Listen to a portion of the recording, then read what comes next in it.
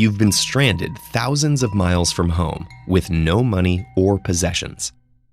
Such a predicament would make many people despair and curse their awful fate. But for Zeno of Cyprus, it became the foundation of his life's work and legacy. The once wealthy merchant lost everything when he was shipwrecked in Athens around 300 BCE. With not much else to do, he wandered into a bookshop, became intrigued by reading about Socrates, and proceeded to seek out and study with the city's noted philosophers. As Zeno began educating his own students, he originated the philosophy known as Stoicism, whose teachings of virtue, tolerance, and self-control have inspired generations of thinkers and leaders. The name Stoicism comes from the Stoa Poikile, the decorated public colonnade where Zeno and his disciples gathered for discussion.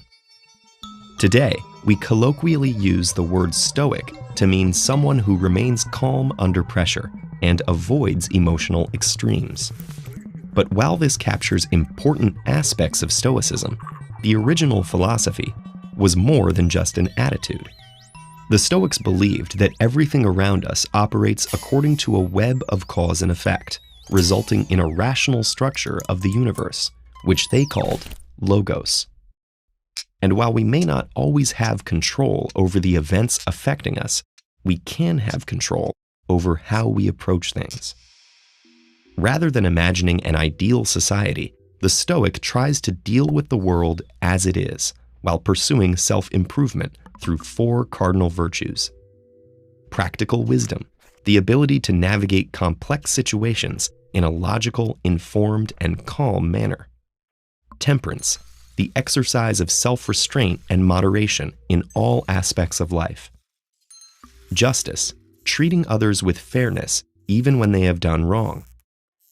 And courage, not just in extraordinary circumstances, but facing daily challenges with clarity and integrity.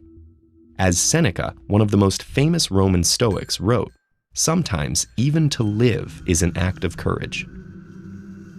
But while Stoicism focuses on personal improvement, it's not a self-centered philosophy.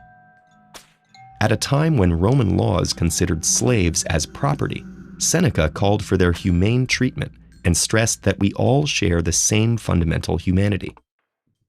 Nor does Stoicism encourage passivity.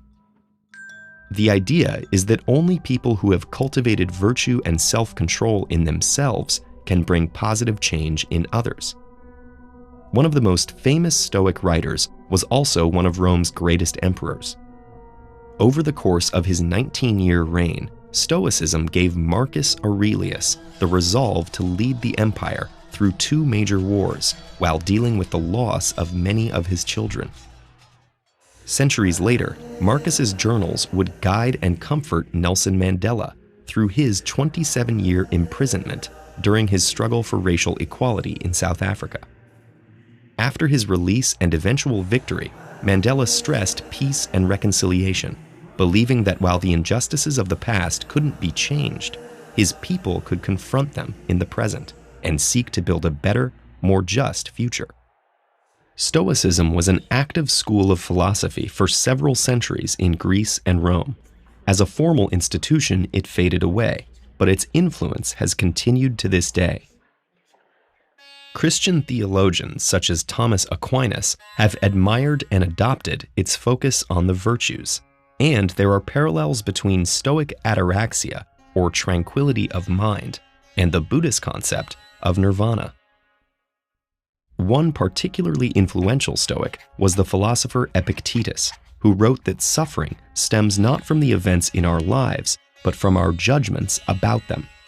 This has resonated strongly with modern psychology and the self-help movement. For example, rational emotive behavioral therapy focuses on changing the self-defeating attitudes people form about their life circumstances.